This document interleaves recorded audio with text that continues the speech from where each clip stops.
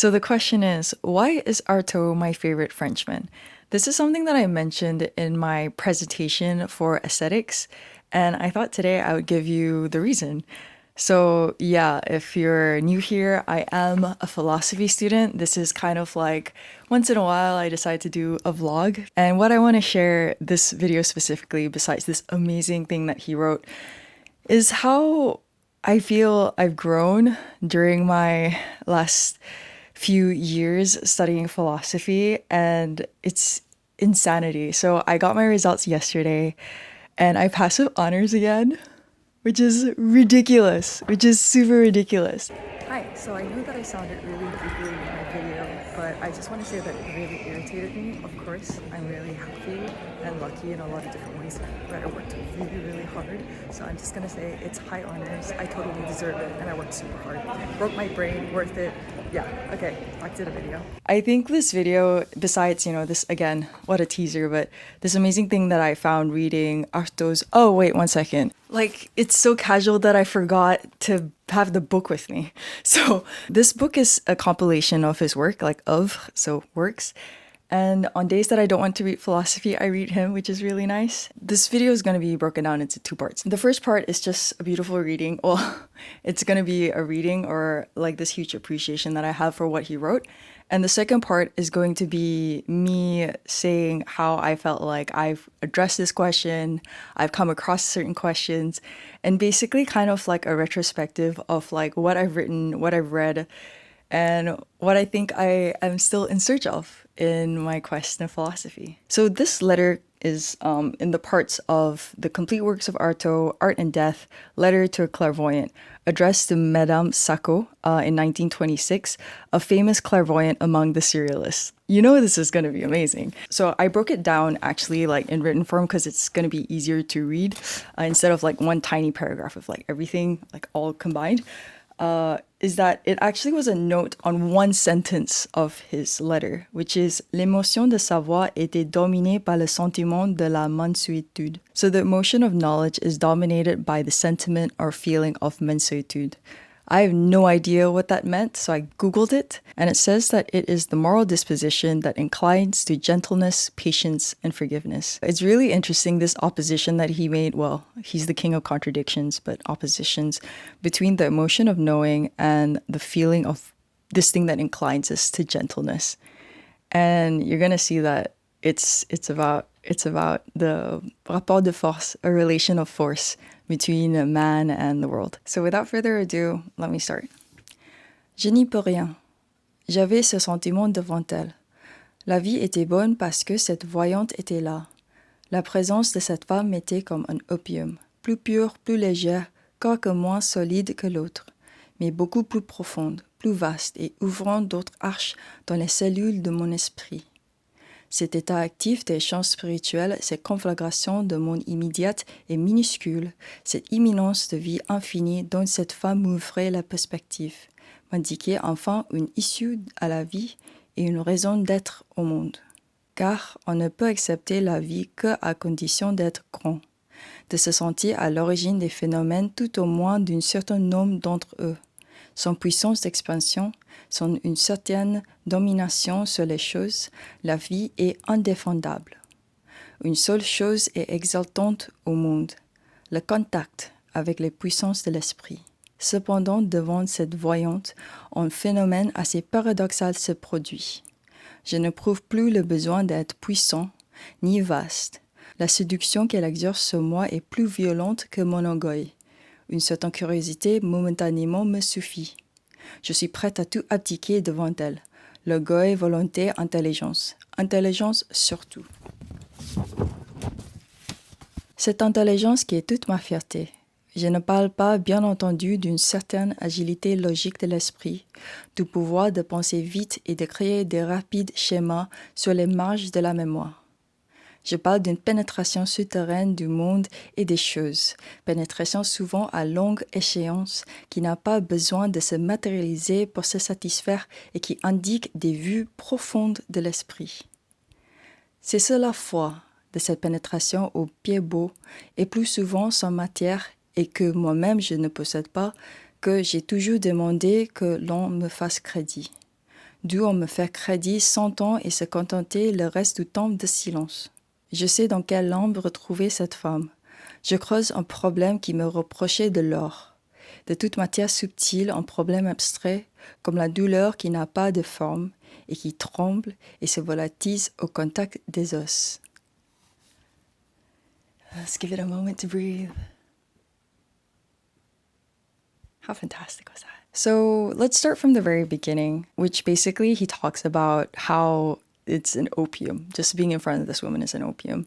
And I'm not going to go too much into like dissecting what he means because I think the beauty of poetry, well, this wasn't even poetry. This was just his reflection written prose. I just, split it up so that I could, see it more clearly. But yeah, so it's just about the experience of an intelligent person in front of the world.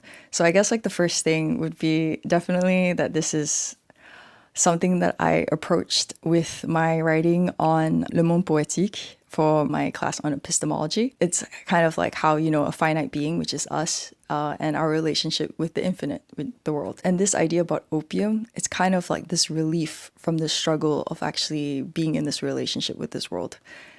And yeah, so if you haven't watched my video on Bergson, I definitely talk about that. Well, he definitely talks about that, especially in his book, which I read, which is called Les deux sources de la religion et no, Les deux sources de la morale et de la religion. It's like it's that green book over there. So if you're interested about intelligence and how it's actually too much, sometimes we have an excess of intelligence and how it's bad for us, I'd read that book. And if you want to, know more about mystics, which is something that really interested me, I made a video on that and I'll put the link below. I talk a bit about how I would say that Van Gogh qualifies as a mystic through Bergson's definition of a mystic.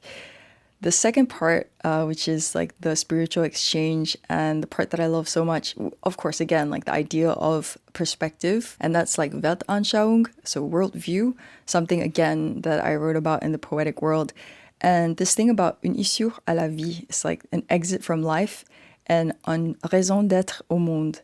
So the reason of being in the world. And the idea of world and vie, life, world and life, monde et vie, is something that I first came across when I read Iran's The Crisis in Culture, chapter 6 of her book. I think it's like Beyond Time or Beyond the Past. I will like have the right title somewhere on the screen at this point.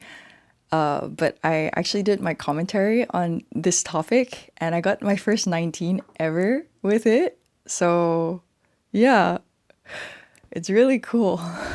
I just really love and that's the thing about philosophy, like all these things I'm going to cite, they're all from different places, but it's all like connected. So, or maybe that's like the connections that I've made in my brain and that's how I see the world. So the next part talks about expansion, domination, life being undefendable. This is something that I wrote in my novel, this one over here, Navy's Prism. I don't know if it's spoilers to read the line, but it was just this one part about saying that life is laughable. Yeah. So I'm not a cynic. I have a lot of hopes for the world, but disappointment is inevitable. But I think the difference is that I search with hope still. So yeah, Navy's Prism, I talk a bit about that. Just moving along. And yeah, the contact with puissance de l'esprit, which is very Bergsonian. Not saying that, it's just I see it as Bergsonian. So the next part, he talks about puissance, vaste, séduction, violence, violente, orgueil, curiosité, abdiquer, intelligence surtout. So this is definitely something that I explored in my writing for my dissertation for my finals for literature, called A Violent Philosophy.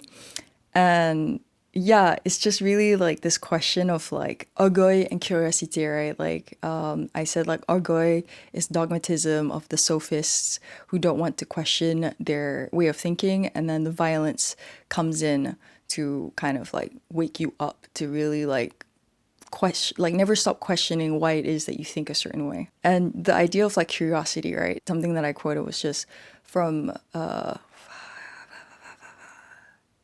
give me a second. Leonardo da Vinci. Leonardo da Vinci, who said that curiosity was a mix between desire and fear. Crainte. Le désir et la crainte. Yes.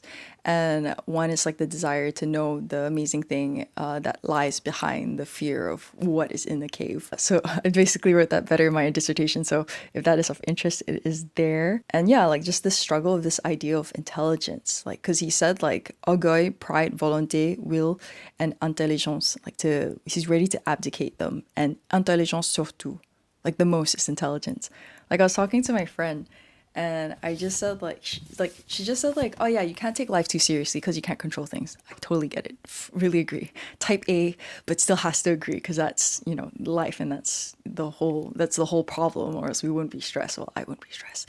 But I just said like, you know, I don't take life seriously to the point where I think like in the end intelligence is going to give us the you know the answers to anything. Like someone said to me once like, oh, you love philosophy now, why aren't you just happy with that? And I'll be honest, like I think that everything that we do in life is distractions. And you know, depending on what your search is, everything is a distraction. And philosophy is no different, in my opinion. But I still feel that philosophy is the best use of my time. So even though it's a distraction, because I feel just like Bergson does, where life is just matière, it's just matter, it's indifferent, there's no force behind it wanting the best or worst for you. Well, people do that, like actual beings do, but there's nothing behind the world that does that. So yeah, in that way, I don't even see it as absurd, because it's only absurd if you have some kind of expectations from the world or life, which I don't. So yeah, I think, you know, life is beautiful because we make it beautiful. We have beautiful relations, beautiful experiences, but it doesn't just happen. At least I don't think so. And in that way, yeah, I see philosophy as well as a distraction. But again, I think that it's the most fulfilling distraction that I found. And I think if I make this video on Spinoza, I will explain I will explain why it is that from the very first lecture of Spinoza, I fell in love with his philosophy, or at least I saw myself a lot in his philosophy. Okay, the next part is fierté, so like, you know, the pride, again, dogmatism, all that stuff. Agilité, this part was really interesting. He said like how like at the beginning it's not about like intelligence, is not about like logic agility, this ability to create like rapid schemas. And it's kind of paradoxical in a way, which is not true because it depends on how you define logic. But it's kind of paradoxical in a way that I am both really into Wittgenstein and Heidegger and phenomenology. Again, it's so hard to even say this because I'm not really like super knowledgeable in phenomenology yet. But it's just this idea of like, you know, you're trying to find connections in the world. Like an intelligent being is said to be like a person who can see as many connections. And that's under like the Spinoza's definition of a person who is driven by reason, a free person, because they can see and understand the connections between everything in the world. So yeah, and with logic as well, right? It's like the connection between the state of things, between facts and not things. It's kind of like this lucidity of him even like criticizing or putting a spotlight on how powerless intelligence is. And when he redefines intelligence, he talks about it as like a penetration beneath like the world, like getting really under what it is. And there you go, like that's more like phenomenological, where we depart from appearance and we don't stay there. We like even looking at the facts and the state of things and finding the schema behind it, you're still okay. And this is something that I wrote. Where did I write this? Yeah. It's in my introduction in Fèvre, where I actually question what actually leads us to the truth.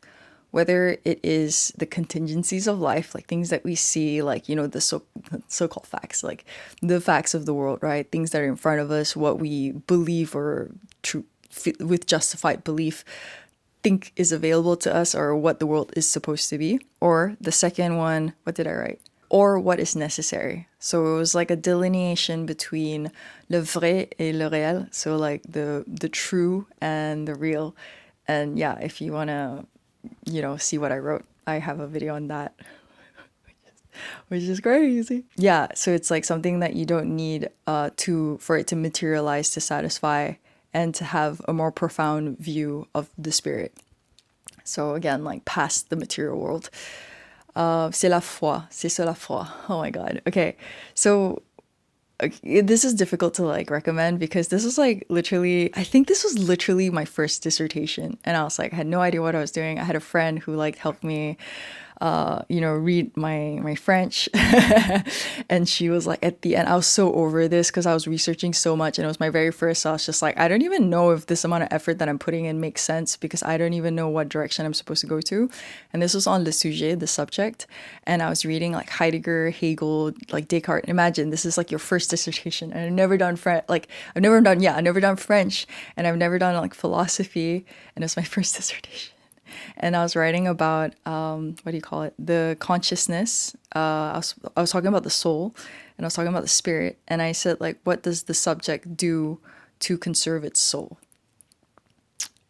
And I got my first 18 for my very first dissertation, which is like, and I quoted Kierkegaard, and it's something that talks about la foi, like to a certain point where the certitude lie, a certainty where there's certainty lie.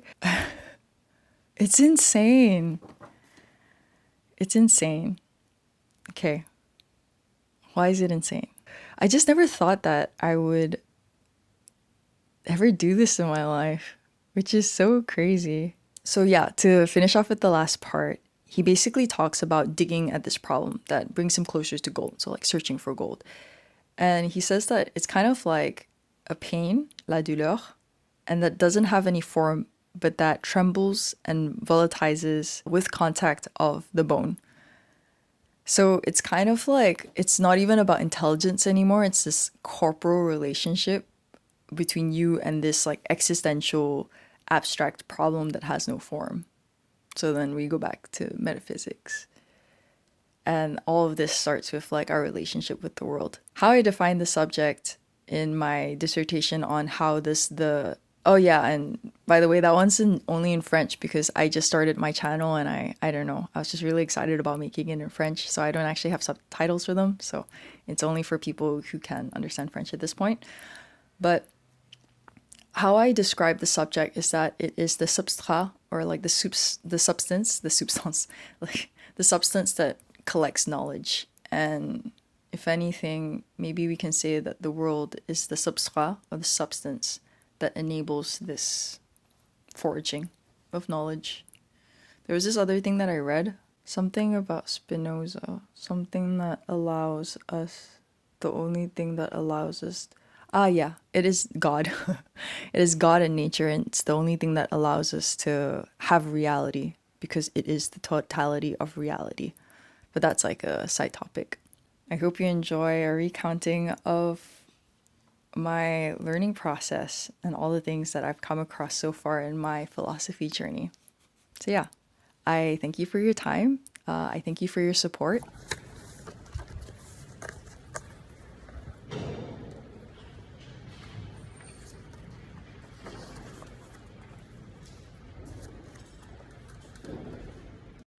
And I'll talk to you soon. Bye.